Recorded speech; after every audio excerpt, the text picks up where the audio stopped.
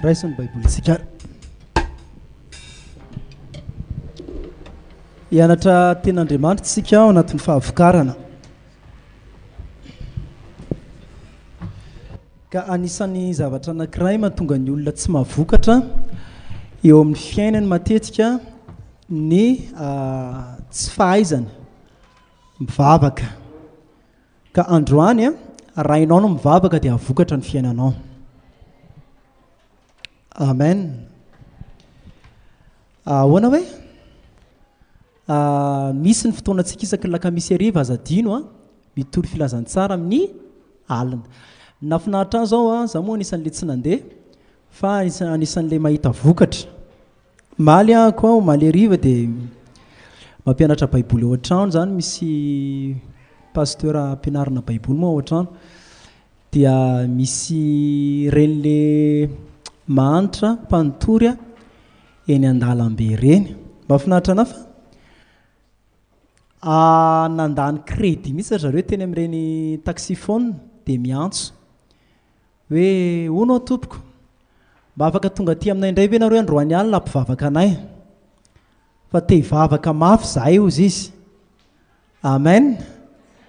Dia avy eo dia mbola niantso telefona indray izy rehefa avy eo dia mahagaga zany mafy amin'ireny olo ireny ihany no mitady volana dia nividianana mofo azy, nefa dia nanana vola iverimberenana izy hiatsona satria tena mangetaetan'Andriamanitra. Amen. Mba tongava ty ozy izy dia meny teo moa ny adresiny hoe matory eo ampitan'ny arkady ohatr'izao zay ozy izy dia tongava fa te hivavaka zahay ampivavao zahay fa te hahitan'Andriamanitra zahay. Ankizy maromaro zareo nofa miantso tsirairay teo dia te hivavaka ny malagasy fa miandry olona ho ampiasain'Andriamanitra hitoroteny amin'izy ireny. Amen. Misy foana ny vokatra isaky ny mitoroteny tsika. Lasitsika hianatra mahakasikasika ny vavaka tsika. Voalohany indrindra zany zavatra ianarantsika mahakasika ny vavaka dia izao. Hitanareo misy toepo maromaro hovaina ao anaty vavaka ao, fa raha nananareo reto toepo reto mahomby be nareo rehefa mivavaka. Amen. Voalohany niraisinareo atsoratra dia izao hoe tsy eta-mavesatra ny mivavaka. Ahoana hoe tsy eta-mavesatra ny vavaka? Ho azavaintsika kely inge izay. Matetika nareo hoe tsy efa natsapa ohatr'izao tsika rehetrarehetra reo, fa rehefa hivavaka tsika any an-trano ka hoe raikitra amin'izay zany le andohalika mialohan'ny atory, fa renao mihitsy miferinayna ny ao anatinao tena hivavaka andray. Misy sa tsy misy zany? Amin'ny fotsy miatsara vela tsy misy sa tsy misy? Hoe tena hivavaka, misy isan'andro.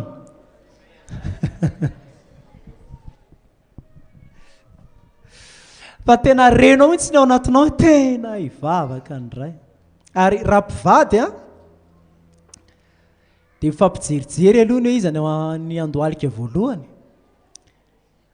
Dia le anankiray ankilany menimenina fotsiny eo mpandoliana fa tsy zavatra miditra amin'ny lohany eo, fa filana sitraka amin'le madama fotsiny na le ramse hoe mandohalika ramse dia tsy maintsy mandohalika aloha, fa izy amin'io zavatra hafa mihitsy ny alehan'ny saina. Le matetika tsika na nareo rehefa tratran'izany mipetsipetsina fotsiny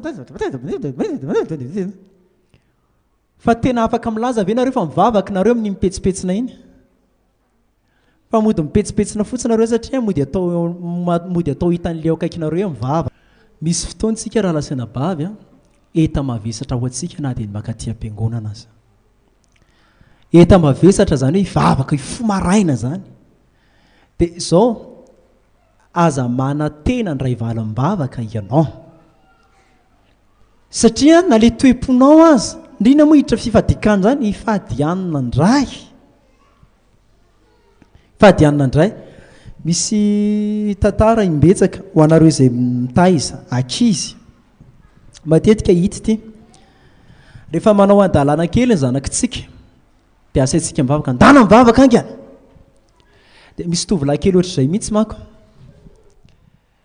isaky misy zavatra ibedesana azy dia asain'le zokony mivavaka foana izy, ndana mivavaka, ndana mivavaka. Dia taty aoriana nisy fahadosoana nataony dia vao tonga teo aloha ilay zokiny izy dia vao izy hivavaka andray satria efa eta mavesatra indraindray ilay mivavaka vavakatsika fa miferinaintsika rehefa mivavaka hitantsika mihitsy hoe tsy fifaliana tsy fanolora-tena tsy sitrapotsika mihitsy ilay vavaka fa mavesabesatra mihitsy ny ao am-potsika ao ary rehefa hoe hivavaka fa androandra lasana bavy ovay izay toim-ponao zay tovy amen amen fa no mivavaka dia tena fifaliana no mivavaka fa raha amin'ny fifaliana no andolianao raha amin'ny fifaliana ny hitadiavanao an'Andriamanitra amin'ny fifaliana no tongavanao eto andray valim-bavaka ianao raha amin'ny fifaliana no anaovanao fiderana raha amin'ny fifaliana no anoloranao tena andray valim-bavaka ianao amen hijery ten'Andriamanitra tsika Efesiana jerevantsika ten'Andriamanitra toko fahatelo Efesiana toko fahatelo dia ovakitsika andininy 7:10 anoho izany andoliako amin'ny anaran'ny ray izay azahoany fianakaviana rehetra anarana sy tia tany anarana mba homena anareo araky ny hareny voninahiny ny mba ho atanjahana fatratra amin'ny fanahy ny toe-panahinareo mba hitoeran'i Kristy ao am-ponareo amin'ny finoana ka amaka sy orona mafy amin'ny fitiavana ianareo mba izanareo mba amin'ny olona masina rehetra ny hafantatra tsara sy isakany sy lavany ary ny ahavony sy ny alalany fitiavan'i Kristy izay mihoatra noho ny fahalalana mba hamenona anareo ny fahafenon'Andriamanitra rehetra ho an'izay mahay manao ny zavatra rehetra eny mihoatra ny lavitra noho izay rehetra angatantsika no heverintsika azy araky ny hery izay miasa ao anatsika ho azy any ny voninahitra amin'ny fiangonana sy eo amin'ny Kristy Jesosy hatramin'ny taranaka farany indrindra mandrakizay amen amen ho baiboly manao hoe araky ny hareny voninahiny mba ho atanjahana fatratra amin'ny fanahiny ny toe-panahinareo amen ny fanahin'Andriamanitra zany hitondra tanjaka ara-panahy ho atsika amen Tesaloniana nge jerentsika dia ho azavaintsika miaraka rehefa avy eo Tesaloniana voalohany toko 5 ony soratra masina andiny 4:10 sy 7:10 miara-mamaky tsika hoe isa 2:3 mivavaka vakio mafimafy isa 2:3 ony soratra masina manao hoe mifaly mandrakariva ary mivavaka aza tsara ny ao anatin'ny baibolitsika indraindray dia zao hoe miferetana aina mandrakariva ka mivavaza mitsahatra zay ve na hoe tena lozy ty fa hivavaka indray hivavaka ka tsy hitsahatra fa baiboly manao hoe mifaly mandrakariva mivavaka aza mitsahatra amin'ny vanim-potoana ianao zany hivavaka na aty am-piangonana na any an-trano na iza dia baiboly manao hoe fifaliana ao atsika ny hivavaka mandrakariva ahoana fifaliana foana ao atsika ny hivavaka tsy hitsahatra amen mahafaly anao ve ny hivavaka tsy hitsahatra mahafaly anao ve ny hivavaka maharitra mahafaly anao ve manao fiambenana alina mahafaly anao ve manao fiambenana maraina amen zao raha lasana bavy baiboly manao hoe mifaly mandrakariva zany hoe melohany andolianao hivavaka dia ny toe-po tokony hitan'Andriamanitra ao anatinao dia zao mahafaly anao zavatra ataonao io mahafaly ianao hifandara-potoana ao ataonao io mahafaly ianao zany hoe hivavaka zany amen raindray makotsika rehefa mivavaka lasa adidy dia lasa tahotr'olona oviana ihany raha vao hitsahatra ty hivavaka ty za zany efa reraka ary ndraindray nge natao anatin'ny fiangonana roatra zany rehefa raikitra le hoe ndao tsika andohalika hivavaka izay dia misy ny sasa mody miondrika eo fotsiny fa raha fifaliana ao atsika no mivavaka dia hiainao atsika Andriamanitra amen dia ahoana hoe aza eritreretinao mihitsy hoe fahorina no mivavaka, aza eritreretinao mihitsy hoe mafy ty fa hivavaka indray, aza eritreretinao mihitsy hoe mahampiferinayna fa hivavaka indray. Fa zao ao anatin'ny fonao ao taovy tena misy fifaliana ao.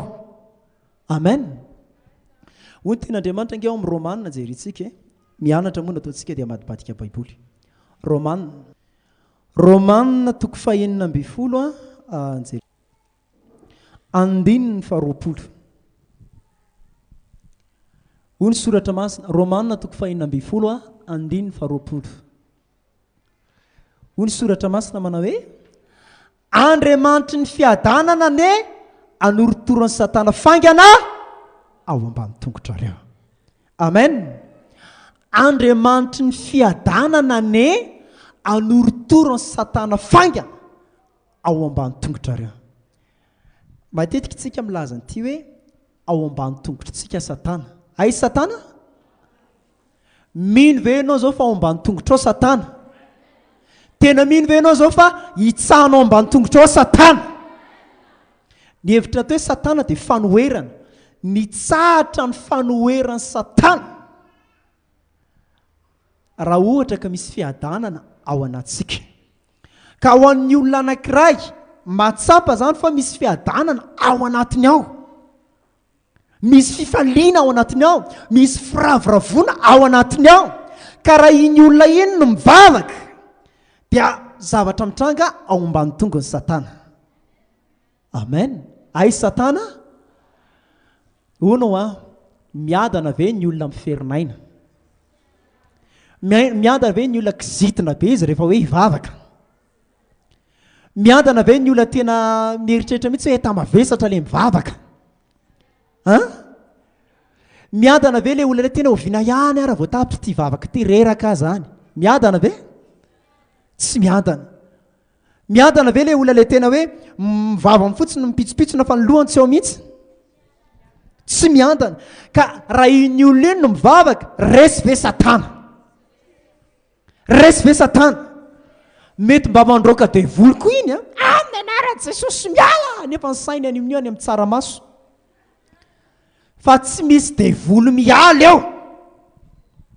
Tsisy devoly miala eo.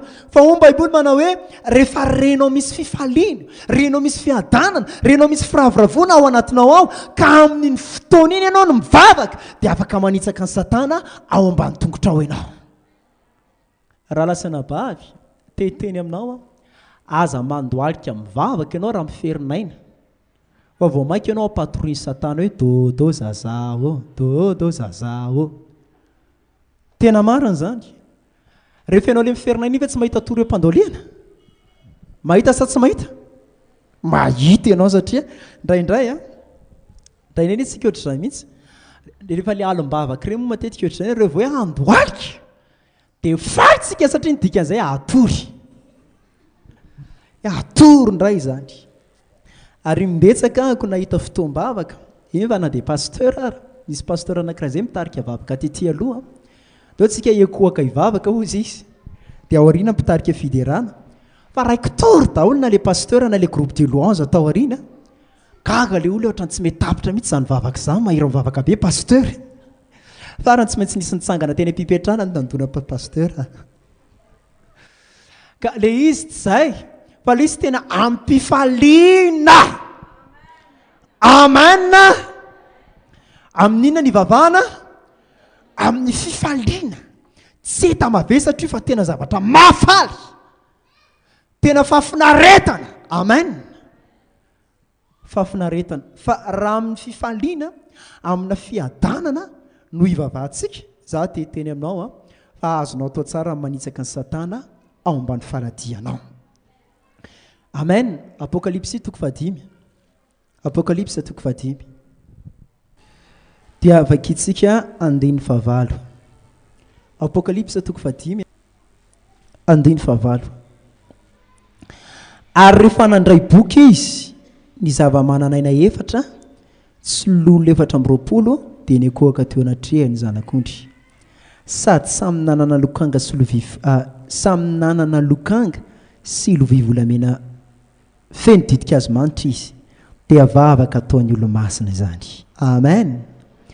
ary ny hira firam-baovao izy ka nanao hoe enao ny mendrika akany boky sy amanotombo kase atsantsika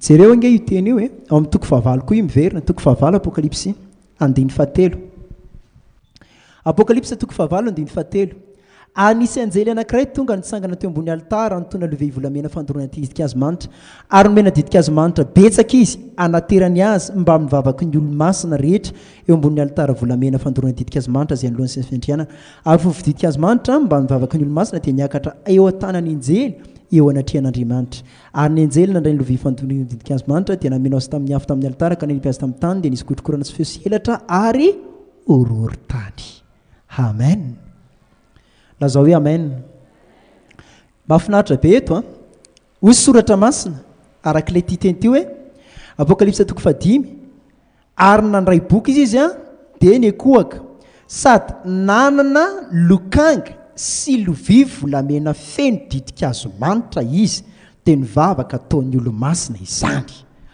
ohatr'izao zany io sary io eto anoloan'le loholona misy vilia dia ao anatin'ny vilia io miakatra ny vavaka ao zany ny vavaka ataontsika rehetrarehetra reo zany entiny anjely amin'ny vilia entiny anjely amin'inona fa le mivavaka le olo ampiferinaina aloha eta-mavesatra ho an'ny anjely koa no mitondra azy fa mivavakantsika io zany entiny anjely amin'ny vilia dia entiny makany an-danitra dia eo alohan'Andriamanitra le vilia dia izao rehefa hiaino an'le vavaka Andriamanitra ino tsara nge rehefa hiaino an'le vavaka ataon'le olo-masina Andriamanitra dia mitendry lokanga ny anjely sy le olona manino ireo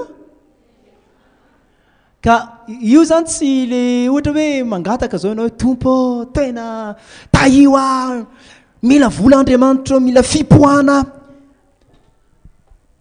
hitanao Andriamanitra fa tena amin'ny terina ty tsy maintsy mahita 7 millions dia iny vavaka nataonao iny entiny anjely iny ty le vavaka mila 7 millions amen zay manana zay mila millions maromaro manaova amen entiny anjely manko zay vavaka zay amen dia entiny anjely le vavaka dia tonga eo anoloan'Andriamanitra dia izao rehefa tonga alohan'Andriamanitra dia mihira amin'izay le loholona mitendry lokanga dia ny hira ataony akory tsy hoe tena hoe nahoana mitanodrika iana dia hoe enon'Andriamanitra le hira fa ny hira ataony azo antoka fa tsy maintsy hira fifaliana hira fiderana hira piobiana amen dia izao rehefa hiaino an'le vavakantsika zany Andriamanitra dia miaino an'ilay lokanga miaino an'ilay inona hoe lokanga tendren'ilay anjely eo dia no le fifaliana no le firavoravoana ataon'le anjely manatitra an'ilay vavaka dia nakasitrahana le vavaka nataontsika amen fa raha miferinaina be zany ny anjely mitondra an'le vavaka dia miketrona be ny endriny eno ve le vavaka nataonao eno sa tsy eno fa ilay anjely zany tendry lokanga dia sady mihira fiobiana dia midera dia tena faly dia ao anatin'le fifaliana iny ren'Andriamanitra le vavaka amen dia izao rehefa enon'Andriamanitra le vavaka dia izao ny toyany ohatr'izao manko ny dian'iny vavaka iny alaina indray le vavaka nataonao iny tao amin'ny apokalipsa toko fahavalo dia atsipy eno tsara atsipy eny amin'ny tany ny soratra masina dia rehefa atsipy iny dia misy kotrokorana vao midona amin'ny tany izy zany dia misy kotrokorana dia misy rahona izany hoe misy voninahitr'Andriamanitra mitranga misy sinona mitranga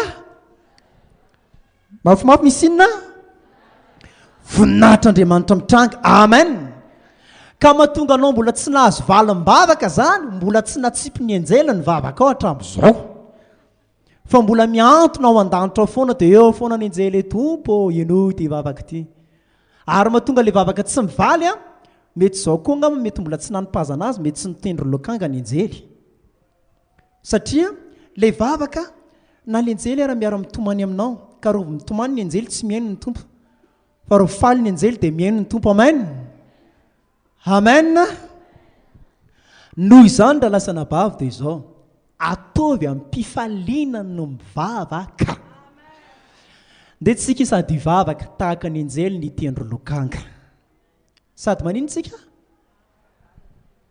nitendry lokanga. Amen. Mafimafy anareo zany koa nge none. Sady ivavaka tsika nanao inona? Le lokanga zany tsy hoe sady mivavaka anao mitendry gitara fa le lokanga dia endriky ny fifaliana. Sady ivavaka tsika nanaratra ny vavaka, ny ao anatin'ny vavaka iny tsika ifaly eo anatrehan'Andriamanitra. Fa raha faly tsika ao anatin'ny vavaka iny ren'Andriamanitra le vavaka. Ataovy amen. Amen. Fa raha miferin'aina ianao ka hoy ianao hoe mafy ty fa ivavaka indray. Misy manko sasany vao hoe ndao ivavaka dia mivoaka ny tokotany izy. Na hoe ndao ivavaka dia mahita zavatra otroriny eo amin'ny lohaliny eo foana izy. Fa androany ianao ivavaka amin'ny fifaliana. Fa rehefa tsy eta mavesatra ny mivavaka, miaino ny tompo raha lasana bavy. Jerentsika jery ten'Andriamanitra tsika no izantsika azy. Lioka toko fahafolo. Lioka toko fahafolo. Vakitsika andininy fafito ambin'ny folo. Ony soratra masina. Ny fitopolona ny verina tamin'ny fifaliana. Verina tamin'inona hoe? Ka nanao hoe tompo na dia ny demonia aza dia manaiky anay no ny anaranao. Ary hoy Jesosy taminy, izao nahita ny satana nilatsaka avy tany an-danitra tahaka ny varatra. Indro efa nomeko fahefana nitsaka menarana sy maingo andresy ny hery rehetra nanano fahavalo ianareo, ka tsisy ampaninina anareo akory. Kanefa aza mifaly ianareo satria manaiky anareo ny fanahy, fa mifaly satria voasoratra any an-danitra ny anaranareo. 2:20 ange, ary tamin'izany oro zany dia ravoravo tamin'ny fanahy masina Jesosy, ka nanao hoe teranao araiky tompony lanitra sy ny tany. Efa nafeninao tamin'ny endry sy ny manan-tsaina ka nasehonao tamin'ny zaza madinika, eny raiko izany misitrakao. Amen. Baiboly manao hoe lalàna ny vavaka dia any amin'ny boky Isaia tsy ovakitsika, misy andin-tsoratra masina ohatr'izao manao hoe amin'ny fifaliana ny voahanareo ary amin'ny fiadanana no handehananareo. Soraty eo anatin'ny kahianareo zay. Amin'ny fifaliana no atao ina hoe ary amin'ny fiadanana ny tondrananareo. Amin'ny fiadanana. Zao zany raha lasana bavy. Raha amin'ny fifaliana no andolianao mivavaka ary amin'ny fiadanana ny tondranao ny vavaka ataonao, dia hitentahaka mpianatra ianao manao hoe na dia ny demonia aza manaiky anay. Amen. Fa raha amin'ny fiferetanaina dia hiteny ianao manao hoe na dia izahay raha dia nanaiky ny demonia, ary na dia ny demonia raha dia nampahory anay. Fa androany raha lasana bavy ny valim-bavaka ao rehetrarehetra dia horaisinao androany. Amen. Fa ndetsika tena amin'ny fifaliana no andoliantsika. Amin'ny fifaliana no anaovantsika vavaka na ny sakafo azy, anaovantsika fiambenan'alina. Amin'ny fifaliana no atongavantsika atao am-piangonana. Amen. Ony soratra masina manao hoe faly aho raha hoy izy ireo tamiko hoe andetsika ho any an-dakozia. Zay ve?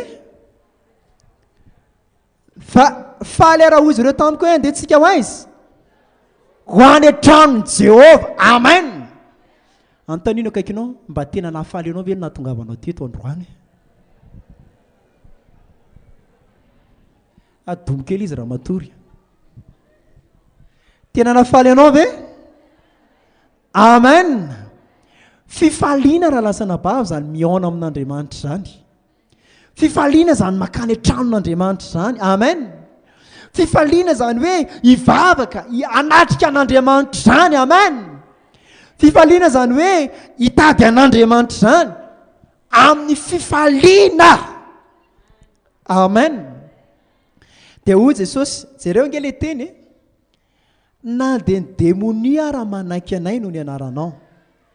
Dia hoy soratra masina teto manao hoe zana hitan'ny satana latsaka tahaka ny varatra. Masika zany varatra zany. Masika.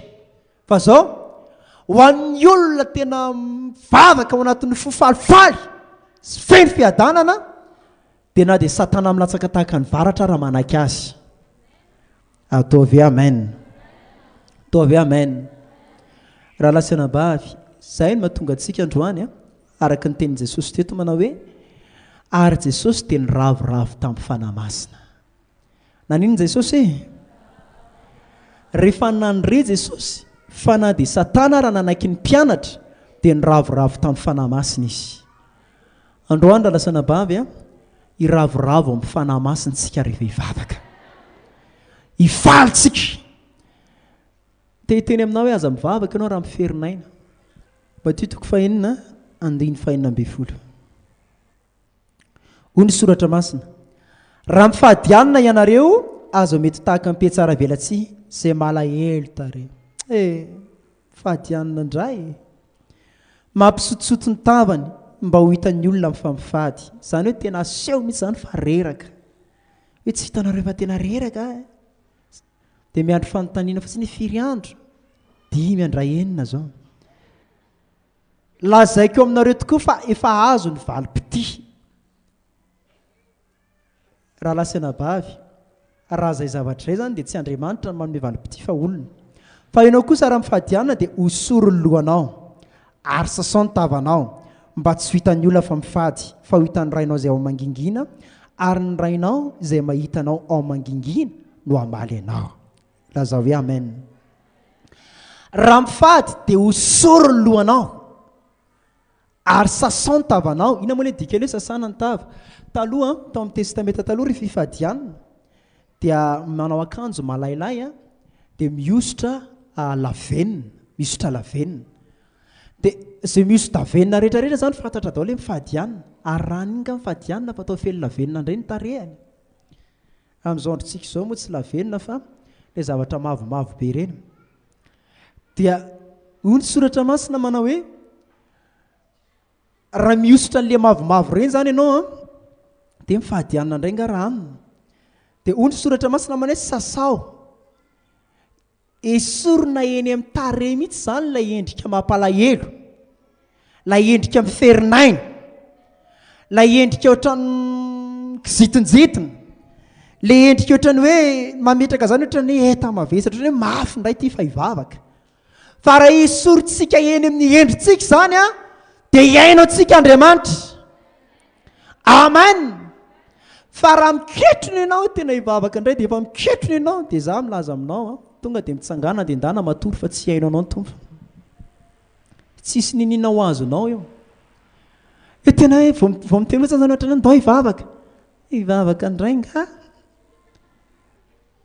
Hivavaka ve? Maninona raha kelikely? Na mety manaky ihany ianao fa tena oviana ihany ary ity voatapitra. Tsy miaino ny tompo. Fa ao baiboly manao hoe aza atao hita eny amin'ny endrika eo mihitsy ny fiferetanaina na kely azy. Ny endrika malahelohelo, ny endrika ohatran'ny hoe tomary ohatran'ny hoe tsy faly zany, fa rehefa hivavaka ianao tena miteny any mihitsy tompo mitsika aminao. Amen. Io Jesosy io nge raha lasana bavy ohatra tsika mitsika io, faly io. Amen. Mba misy fotoana nge tsika mba mila mitsika aminy. Toa ave amen. Ao anatin'ny vavaka manko ny fotoana itsikitsika. Mampanahilo antsika manko tsika rehefa mivavaka dia ratsy tarehibe daholo rehefa mivavaka. Tsy marina ve zany?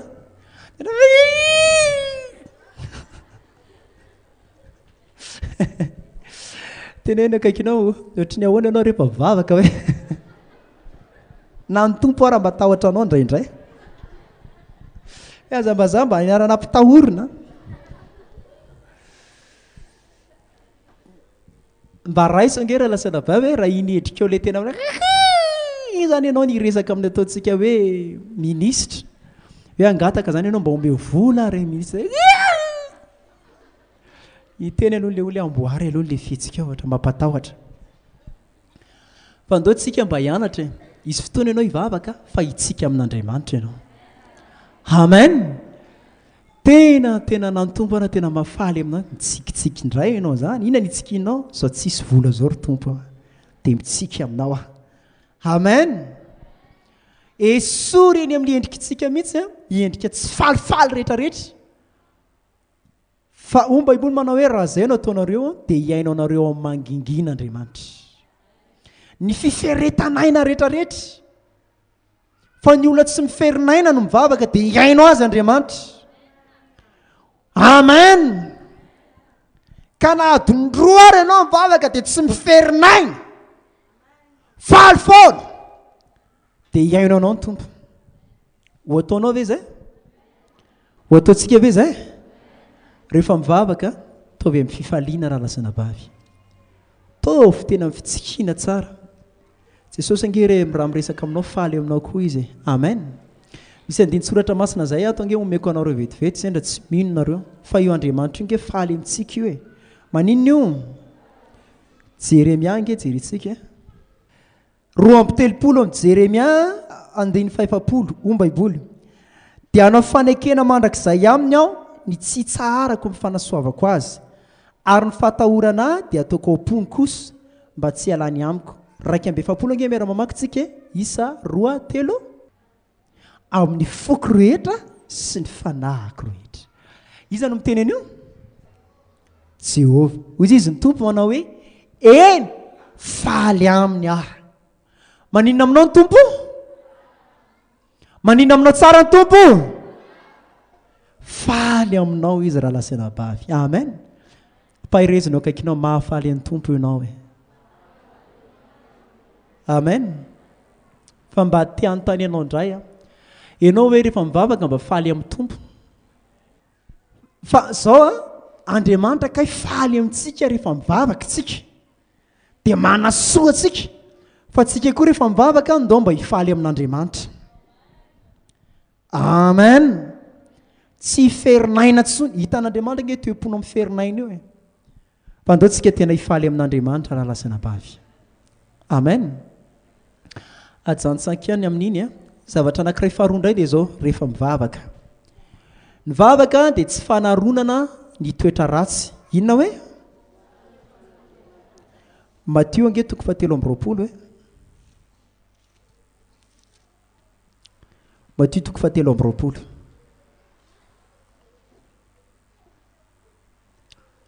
23.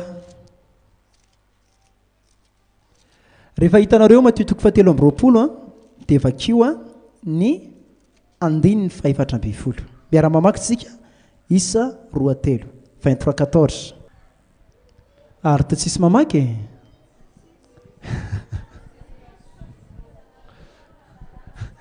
ko misy mamaky atsy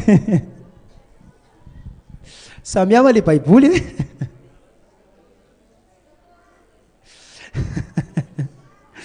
ery afany arambany ny 14 ny asasa ve misy 14 ko ny nareo tsy isa ry afarany ambany ery hoe ampio hoe 14 misy 14 amizay mahita nareo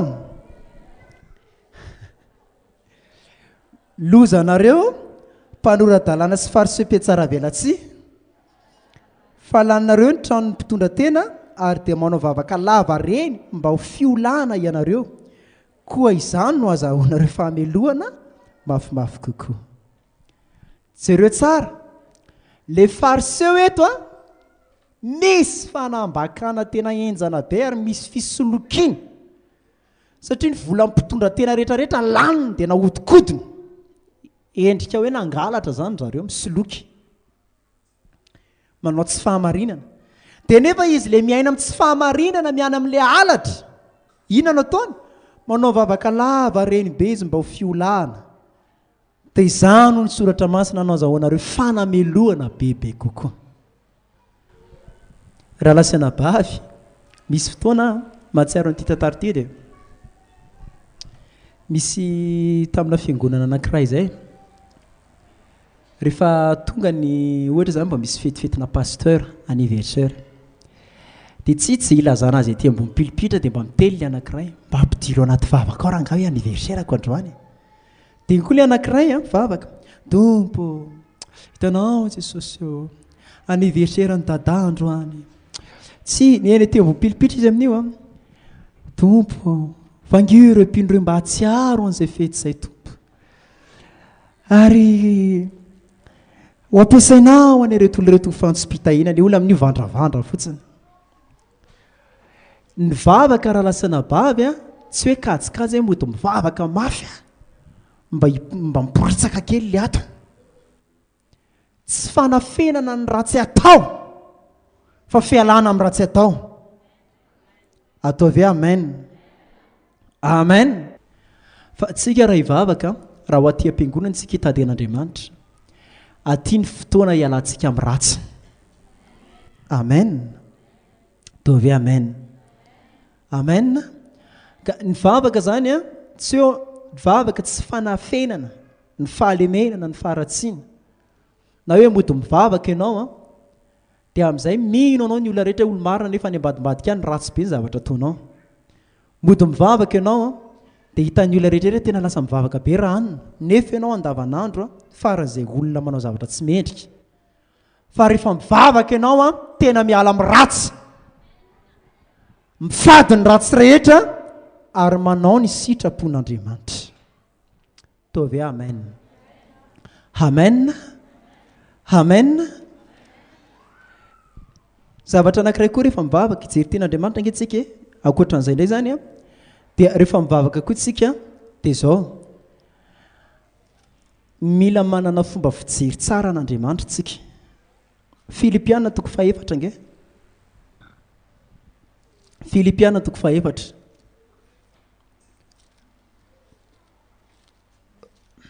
raha nanantsika reto toepo reto a dia hiaino ny tompo Filipiana 4 vakitsika ny 9 ony soratra masina aza manahy na inona aoka ny fivavahana sy ny fifonana mba mifisaorana no entinareo manambara ny fangatahanareo amin'Andriamanitra amin'ny zavatra rehetra amen ony soratra masina manao hoe aza manahy ao anatin'ny vavaka zany ianao a tokony tsisy fanahina mihitsy na kely azy tokony tsisy ina hoe tsisy fanahina mihitsy na kely azy eo ny idirantsika kely ange vetivety inona kay mahatonga ny olona manahy eny hoe nge mahatonga ny olona manahy matetika dia izao na mahita ny tenany fa kely izy dia tsy mendriky ny azo valim-bavaka na mahita n'Andriamanitra kely izy dia tsy afaka maly ny vavaka ataony tsy afaka maly a ny vavaka ataony ohatra fotsiny izay omeko anareo atao anaty baiboly a dia ezahan'ny devoly ovaina ny fomba fijeritsika an'Andriamanitra io moa efa toriko foana ozy izy Satana tamin'ny Eva manao hoe hanky fare tsy azonareo hinanana hoe ny azo rehetrarehetra ao amin'ny sa nefa ny azo izay ny raharan'Andriamanitra tsy hohanina dia azo anankiray a dia ilay voankazo voarara fa navadika Satana ny fomba fijery ny Eva hoe ny azo rehetrarehetra ao anaty sange tsy avelan'Andriamanitra hohaninareo ka raha tsy hohanina ny paoma hohanina ny zavoka ny paiso miadana ve tsika raha lasana bavy miadana samy jaly raha tsisy fihinana daholo ny azo rehetrarehetra miadana samy jaly tsy jaly ka nezahan'ny Satana novaina ny fomba fijery ny Eva n'Andriamanitra hoe ny Andriamanitra reo nge Andriamanitra papijale Andriamanitra papahory jereo fa tsy avelany hohaninareo daholo ny azo rehetrarehetra fa sora lasana bavy fa tsy voahodina ny sain'ny Eva amen ary tsika koa rehefa mivavaka enoy a dia ezahan'ny Satana ovaina ny fomba fijeritsika an'Andriamanitra ovaina ny fomba fijeritsika an'Andriamanitra misy olona ohatra raha isika ohatra hoe misy fotoana nge raha lasana bavy a mba ilaina ny fizahan-toetra amen fa mety misy fotoana ianao ohatra tsy isy vola dia iny efa andinianao tena eo anatrehan'ny tompo tena tsy tia ahy ianao narinao Andriamanitra niala tamiko ny tananao Andriamanitra satria tsy manam-bola izy dia miova ny fomba fijeriny dia Andriamanitra mpanilikiliky, Andriamanitra tsy mpirara, Andriamanitra tsy tia azy. Misy pino anankiray izay tato amintsika tato, simba ny fiarany, dia rehefa simba ny fiarany dia nitomany be izy nanantona andray andro, dia tena zao ny teneny hoe tena zaho izy tena tsy tian'Andriamanitra tsony aho, niala tamiko ny tanan'ny tompo. Dia niteny taminy aho hoe ny fiaranao ve ny simba ao dia ny tanan'Andriamanitra niala aminao, dia ianao tsy ho tian'Andriamanitra tsony. Ka ny tsika tokoa indraindray ohatr'izay vao misy zavatra kely tonga fotsiny amin'ny fiainantsika dia mamaky antsika eo Andriamanitra mbola tia avy ianao, mety tsy tia atsony ianao, mety efa niala tamiko ny tananao. Raha lasa nabavy ny fitiavan'Andriamanitra tsy miova omaly sy anio ary mandrakizay. Amen. Rehefa mivavaka ianao aza atao eny am-bavanao mihitsy izany teny izany hoe tsy tia Andriamanitra. Fa raha olona mahay tenin'Andriamanitra ianao dia fantatro tsara fa omaly sy anio ary mandrakizay tsy miova ny fitiavan'Andriamanitra anao, ary fitiavana mandrakizay ny tiavan'Andriamanitra anao. Ka nao anatin'ny ady mafy ary ianao dia ampaherezan'ny fitiavan'Andriamanitra foana ny fonao tsokivy, fa tsy hoe ianao ihany no manaketraka ny fanahinao manao hoe tena fantatro fa tsy tia atsony ianao hoe narinao a tompo, nialan'ny tananao a, inona nefa no heliko. Fa tokony takatsika fa io Andriamanitra tia atsika foana. Amen. Ka ho an'ny olona mahatakatra an'izay mahery foana izy, tsy kivy mihitsy izy, mitraka foana izy, ary tsy mety reraka mihitsy izy. Amen. Mila mahay manavaka atsika ny fanameloana sy ny fanenenana. Inona hoe? Ny devoly dia tonga hiapanga hanameloka, fa ny fanamasina tonga hitondra fanenenana ao atsika. Ka ny fiapangana rehetrarehetra tsy fanamasina fa Satana, ny fanameloan-tena rehetrarehetra tsy fanamasina fa Satana. Ka raha ao anaty vavaka anao mahatsiaro meloka dia délivrance ny tokony ataonao, fa misy devoly tonga anameloka anao eo, hiapanga anao. Fa ny fanamasina tsy manameloka anao zany satria fa maty Jesosy anamarina anao maimai-pona. Amen. Efa maty Jesosy hitondra fanamarinana maimai-pona. Noho izany ny fanameloana rehetra. Raha misy feo renao anaty vavaka hoe ianao tsy tian'Andriamanitra tsony, manameloka zany, devoly zany. Ianao very, Andriamanitra tsy mila anao tsony, ianao tsy voavela heloka tsony, Andriamanitra tsy mihaino anao zany tsony, tsy Andriamanitra tsy mitahanao zany tsony. Reny karazana feo rehetrarehetra reny devoly. Ary mila tsy ambambana fa avy hatrany dia potehana amin'ny anaran'i Jesosy. Ianao anaty vavaka aza mihaino feo an'i Satana ianao. Ataovy amen. Fa raha misy feo kosa nefa mitondra anao any amin'ny fanenenana, tena renao mihitsy hoe tena nanenenanao ny raha tsy nataonao, fanamasina izay. Enoy fa fanamasina. Amen. Ka mila mahay manavaka tsika ny fiapangana sy ny fanenenana. Fa ny fanamasina mitondra fanenenana fa tsy miapanga antsika zany. Lazao hoe amen. Mila haitsika ny toetra ny Andriamanitra arahantsika eo. Raha tsy haitsika hijery tenin'Andriamanitra angesika Korintiana vetivety. Korintiana voalohany. Korintiana voalohany toko 12. Vakitsika andininy faharoa. Andininy faharoa manao hoe fantatrareo fa fony jentilisa ianareo dia nentina tany amin'ny sampimona arak'izay nitomana anareo. Galatiana toko 4:15 dia ho aza avetsika miaraka. Galatiana toko 4:15. Ho baiboly. Kanefa tamin'izany fomba mbola tsy nahalala an'Andriamanitra ianareo dia nanompo izay Andriamanitra tsy izy. Fa ankehitriny rehefa mahalala an'Andriamanitra ianareo ajantsika eo. Rehefa tsy mahalala an'Andriamanitra ny olona anankiray dia manompo Andriamanitra ino izy? Tsy izy. Ary ilay Korintiana teo manao hoe fony mbola jentilista dia nitomina hanompo zavatra tsy izy. Tsotra be. Rehefa tsy mahalala an'Andriamanitra tsika dia mora tarihana tarihan'ny satantsika ivilalana. Zany hoe ny olona anankiray rehefa tsy ampy fahalalana an'Andriamanitra dia lasa mivily ny sainy, lasa mivily ny lalakalehany, lasa mivily hatramin'ny finoany. Fa androandro lasana bavy dia mila ampy fahalalana mahakasika an'Andriamanitra ianao. Atao hoe amen. Lazao hoe amen. Fa rehefa fantatrao tsara ny Andriamanitra ao, tsy mivily ny finoanao. Fa afaka ihino ianao araka ny teny soratra masina manao hoe fantatro izay inoko. Fantatro izay inoko ka afaka mahatateraka ao izy ny zavatra nangatahako taminy. Ho an'ny olona anankiray ampy fahalalana an'Andriamanitra dia afaka ino tsara izy fa ny zavatra rehetra angatahany dia azon'Andriamanitra omena azy. Amen. Fa rehefa tsy ampy fahalalana an'Andriamanitra tsika dia voavily ino foana. Hoe zany Andriamanitra zany ange ohatra fotsiny hoe zany Andriamanitra zany ange tsy manampy izay tsy manampy ny tenany. Olona mahalala an'Andriamanitra ve zany? Olona mahalala an'Andriamanitra ve zany? Tsy malala. Na hoe zany Andriamanitra zany ange efa nametraka mihitsy fa ny dokotera no mitsabo.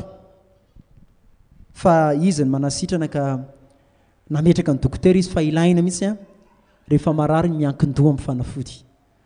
Fa rehefa ampy fahalalana ny tompontsika dia tsy voavilivily ny saintsika fa afaka tonga dia miantetra amin'ny tompontsika. Amen.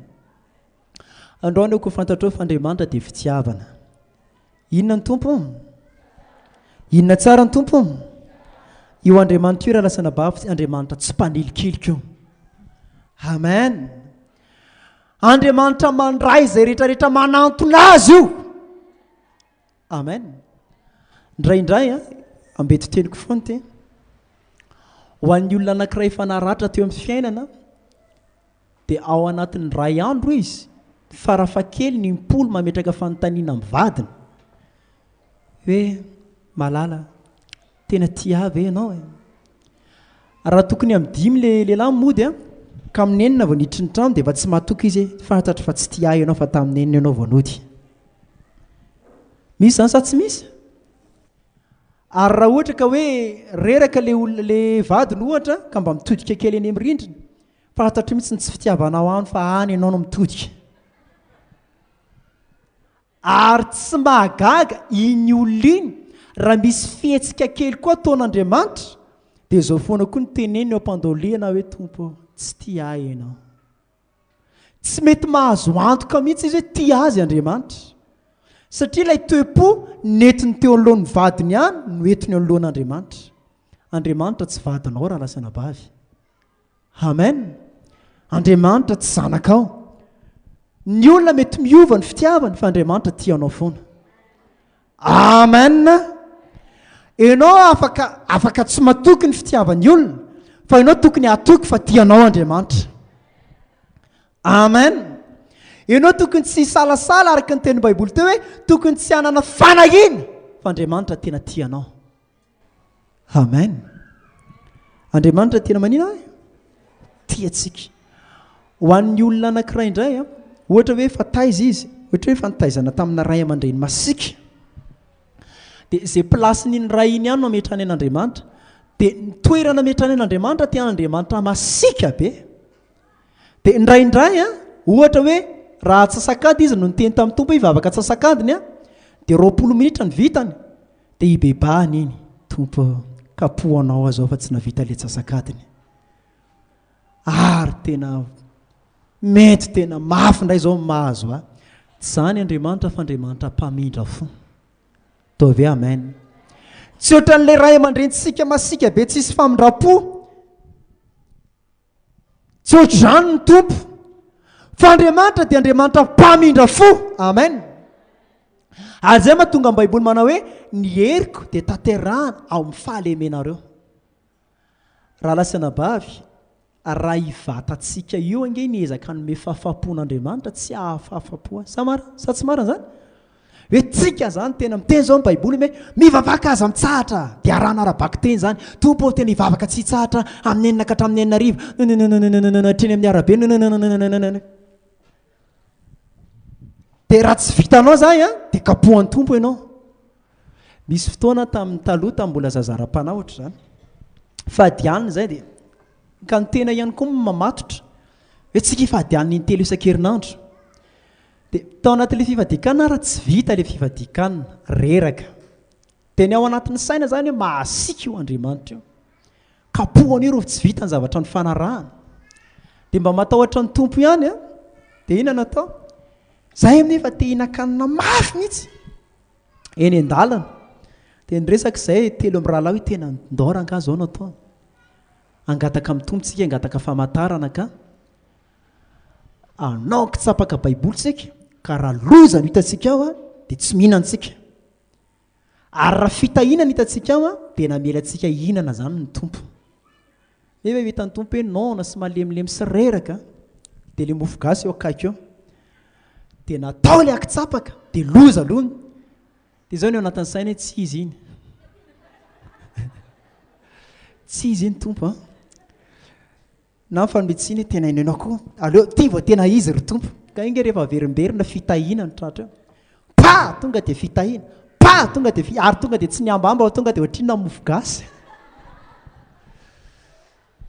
hitanareo a le toepo te hinana mafy fa le mieritreritra le Andriamanitra hoe tena kapohan'Andriamanitra eto vao mihinana Andriamanitra nge raha lasaina bavy tsy pikapoka isaky mihetsika kely amen tsy hoe vao mihetsika kely ianao dia mahita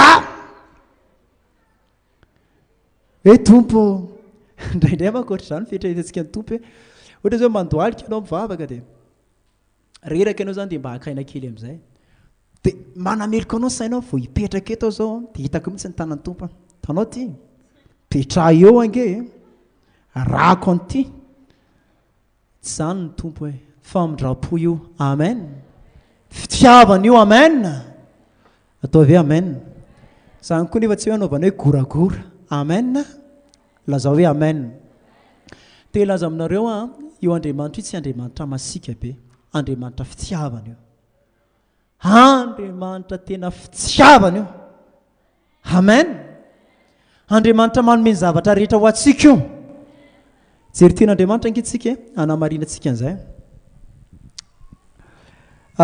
salamo 3:100 dia amaky ten'Andriamanitra vitsivitsika dia ho azavaintsika miaraka salamo 143 vakitsika 9:2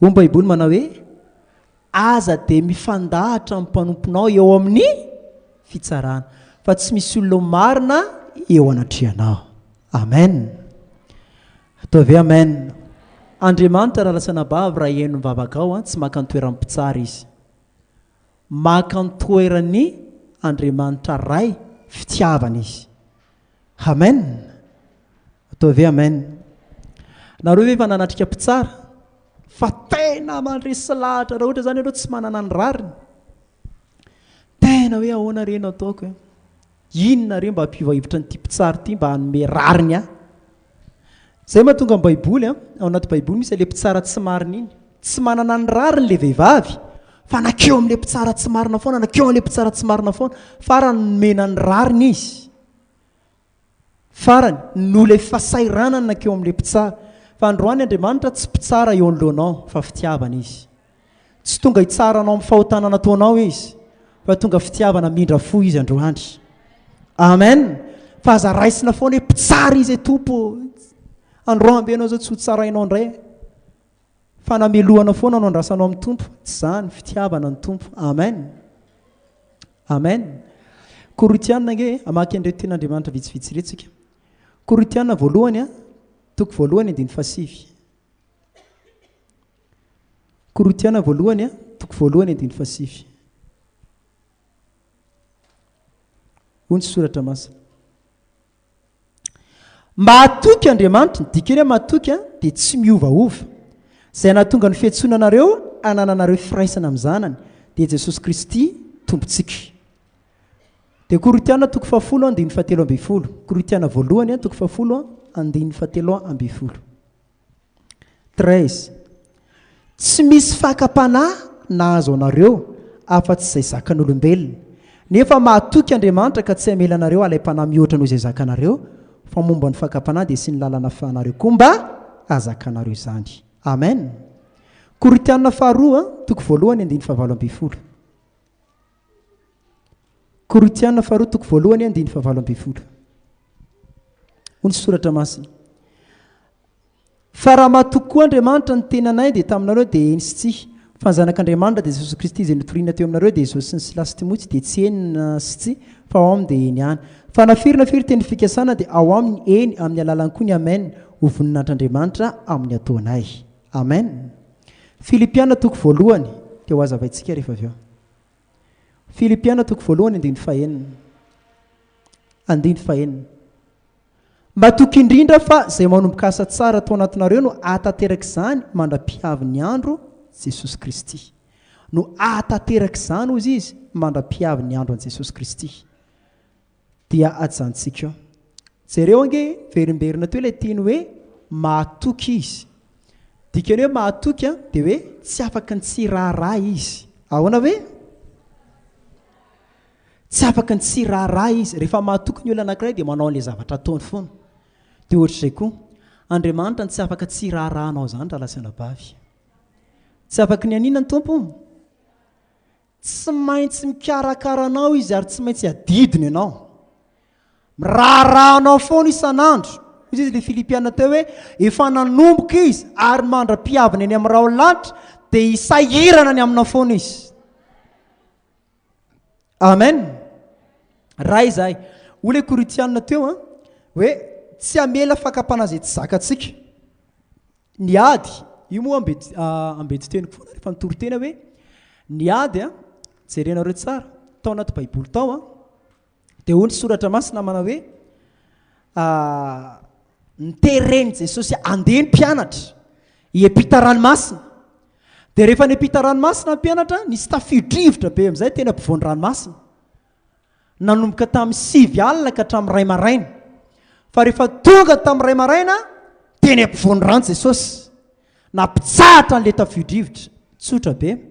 Rehefa mandalo ady ianao dia tadidio reto teny reto.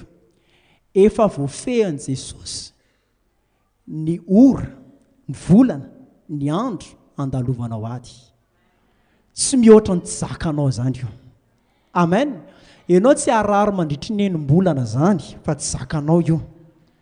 Fa ny fotoana andalovanao ady efa voafetra. Raha nihoatra ny tamin'ny 2 maraina ny sedra tafitra ny sambo kely vaky ny sambo.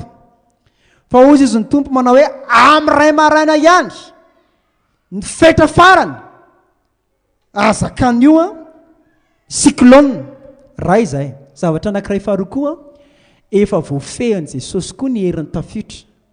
Matoa tsy niletika ilay sambo, tsy vaky ilay sambo, fandantsa izany ny tafio-drivotra sy ny sambo. Amen.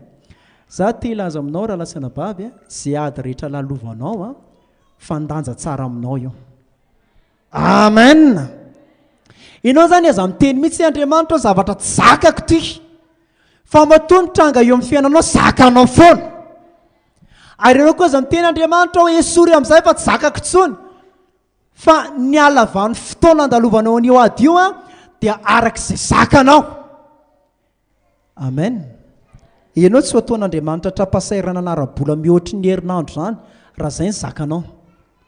Amen. Fa misy olona mahazaka tsy manam-bola anatin'ny 2 volana dia tsy maninona. Fa misy olona ny 2 andro ihany dia hoy izy ny tompo manao hoe izay fe-potoana zakanao azy no apetrakintsika. Amen.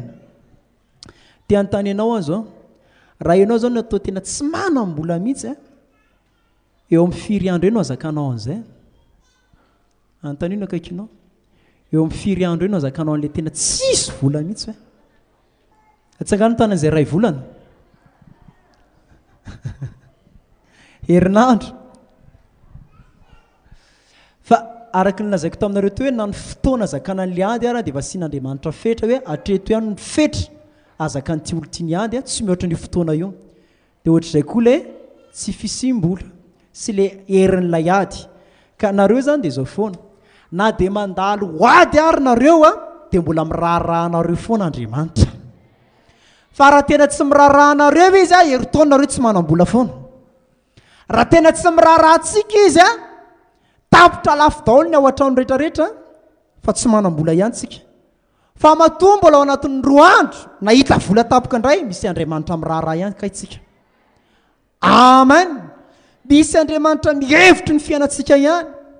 Tsy mihoatra ny 2 andro tafavoaka indray ianao, misy tompo tena mihevitra anao ambadika ao raha lasana bavy. Amen. Andriamanitra miraharahantsika izy. Ataovy amen. Fa misy fotoana fotsiny tsika tsy maintsy zahana toetra amboarina sy tefena. Misy tantara kely anankiray izay ohatra izao manao hoe tsy hoe tantara moa zany zavatra mitranga. Ny voasary andro rinina mako izao. Ny voasary araky ny mampangatsiaka ny andro, rehefa mihamangatsiaka be io andro io dia mihamamy ny voasary. Manina hoe mihamamy ny voasary. Toetr'izay koa ny fiainanao. Arakaraky ny andalovanao aty vao maika mihamamy ny fanomponao an' Jesosy. Amen. Fa ny tsika manko matoantsika mifaly amin'ny tompo dia tena mitobaka izay ny fitahiny. Halleluia. Fa rehefa mandalo ady ianao mihamamy izay ny fanoratenanao. Mihamamy mihamatotra kokoa ianao ny fanomponan'ny tompo. Ka ny tsara ho fantatrao izany dia izao, io Andriamanitra ivavahanao dia Andriamanitra miraharahanao isan'andro io. Tsy hoe tsy miraharaha izany io fa tena miraharahanao io. Miantoka an'izay zavatra hotafianao io, mihany ankoanao io, mihany rano sotroinao io, ary mihevitra anao io rehefa mandalo ady ianao. Noho izany iverenantsika ilay teny teo manao hoe rehefa mivavaka ianao aza manahy. Aza maninona? Aza maninona? Aza manahy. Amen. Amara-paranantsika azy dia amin'ny manaraka toy izy antsika asan'ny apôstôly 2:20. Aza manahy zany rehefa mivavaka fa tsy maintsy avokatra ny fiainanao. Miraharahanao ny tompo ary manome izay zavatra ilainao rehetrarehetra izy. Amen.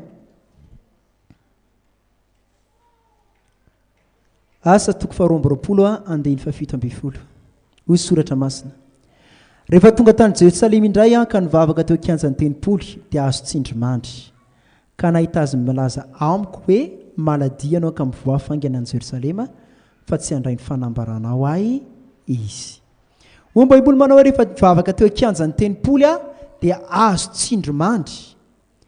Ka nahita laza tamiko hoe malady miaino mivoafy aingana tsy handray ny fanambaranao izy.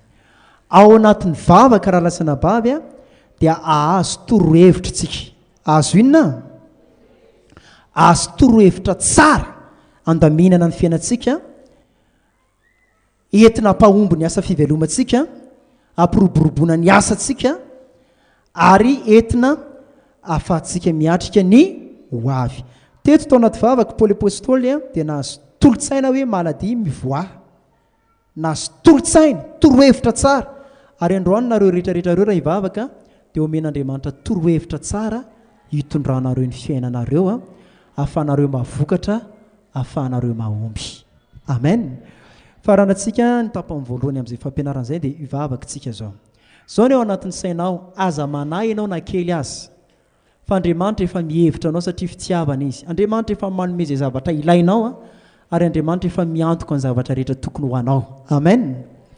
Aza asiana fanahiana fa mangatà fa hiainao anao ny tompo satria zanany ianao. Ho an'izay tsy mana rehetrarehetra raha hitsangantsika dia hivavaka. Foany anatinao mihitsy ny fanahiana. Hoy ny baiboly manao hoe any am-panao Salama any manao hoe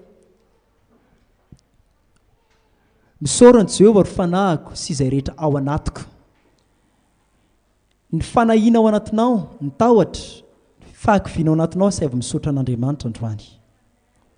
Asay vao misaotra ny tompo. Fa ny Andriamanitsika dia ny baiboly manao ao anatin'ny fanginana ny sehon'ny heriny. Rehefa mangina ny tebiteby, mangina fanahiana sy ny tahotra ao anatsika dia iseho ny herin'Andriamanitra. Fa raha mbola misy zavatra mitabataba be ao anatsika ao dia tsy iseho ny heriny.